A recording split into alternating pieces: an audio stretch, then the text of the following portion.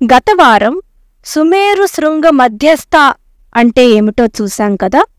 ఇక ఈ వారం శ్రీమన్నగర నాయిక అంటే ఏమిటో చూద్దాము.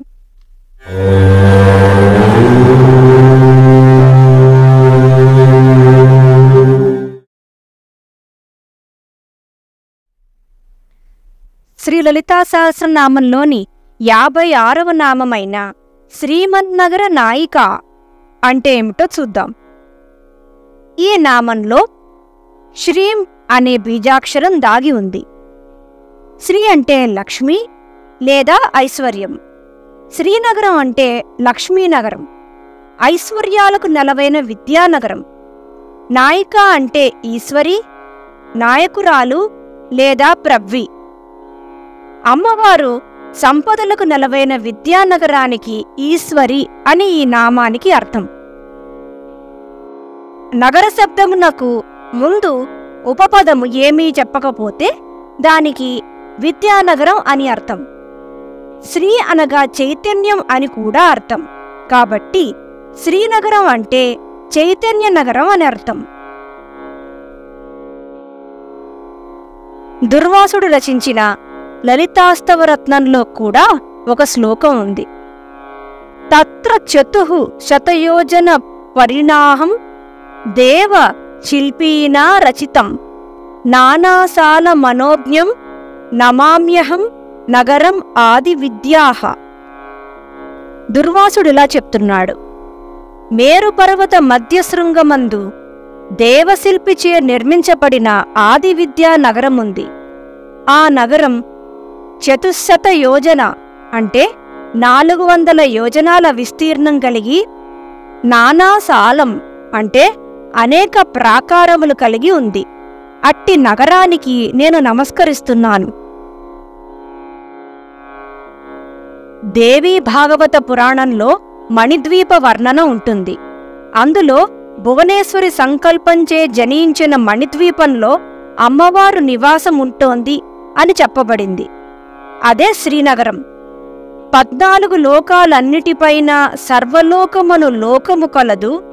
సర్వలోకమే ఈ మణిద్వీపం. సర్వేశ్వరికిది శాశ్వత స్థానం. సుబాలోపనిషత్తు ప్రకారం సర్వలోకం బ్రహ్మలోకం పైన ఉంటుంది. అన్ని లోకాలకు పైన ఉండుట చేతను, అన్ని లోకాల కంటే గొప్పది అగుట చేతను ఈ లోకానికి సర్వలోకం అనే పేరు వచ్చింది. ఈ సర్వలోకమే మణిద్వీపం. అదే అమ్మవారి శాశ్వత స్థానం. ఈ సర్వలోకం కైలాసం కన్నా, వైకుంఠం కన్నా కూడా గొప్పది. గోలోకం కంటే ఉత్తమమైనది. సర్వలోకాన్ని మించిన సుందర నగరం ఏ లోకంలోనూ లేదు. ముల్లోకాలకు సర్వలోకం ఛత్రం వంటిది. సంసార తాపాన్ని నాశనం చేస్తుంది. బ్రహ్మాండాలన్నిటికీ చల్లని నీడనిస్తుంది. బ్రహ్మాండ పురాణంలోని లలితోపాఖ్యానం ప్రకారం విశ్వకర్మ అమ్మవారి కోసం సుందర నగరాన్ని నిర్మించాడు అని ఇదివరకే చెప్పుకున్నాం కదా. శివరహస్య పురాణం ప్రకారం అమ్మవారు తన కోసం అన్నిటికన్నా సుందరమైనది, ఆనందామృత సాగరమైనది, అక్కడ నివసించువారికి ఆకలి దప్పికలు లేకుండా చేయనటువంటిది, కైలాసము కన్నా సుందరమైనది అయిన నగరము నిర్మించి ఇవ్వమని శివుణ్ణి అడిగిందిట. అప్పుడు శివుడు అమ్మవారి కోసం నిర్మించాడుట.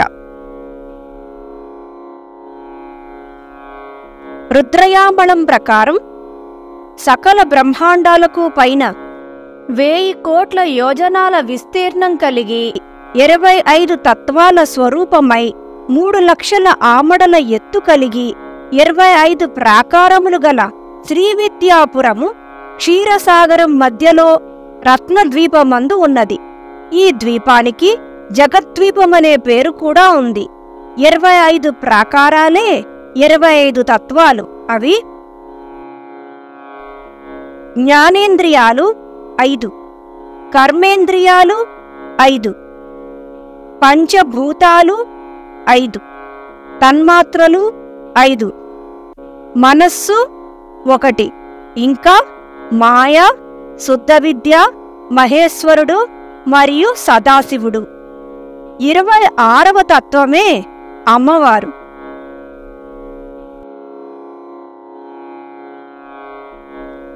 వేదాల ప్రకారం నగరము, పురి మొదలగు శబ్దాలకు శ్రీచక్రము అని అర్థం. గౌడపాద సూత్ర భాష్యం ప్రకారం త్రిపురం అనగా శ్రీచక్రం. కాబట్టి శ్రీచక్రమే శ్రీమన్నగరం. శ్రీచక్రంలోని 25 తత్వాలే శ్రీనగరంలోని ప్రాకారాలు.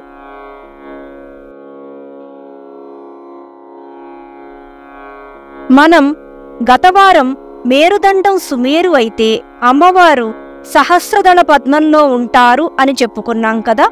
అంటే శ్రీమన్నగరం సహస్రదళ పద్మంలో ఉంటుంది. అక్కడ నుండి అమ్మవారు చైతన్యాన్ని యోగి శరీరమంతా ప్రసరింపజేస్తారు అని అర్థం.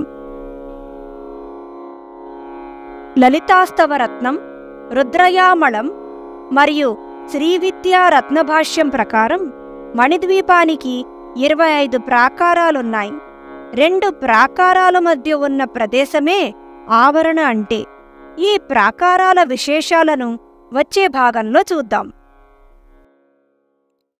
చూశారు కదండి ఈరోజు వీడియో. ఈ వీడియో మీద మీ అభిప్రాయాన్ని కామెంట్ల రూపంలో తెలియజేయండి.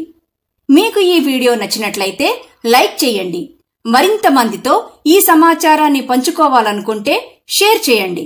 అలాగే మొదటిసారి మా వీడియోని ఎవరైనా చూస్తున్నట్లయితే సబ్స్క్రైబ్ చేయడం మర్చిపోకండి.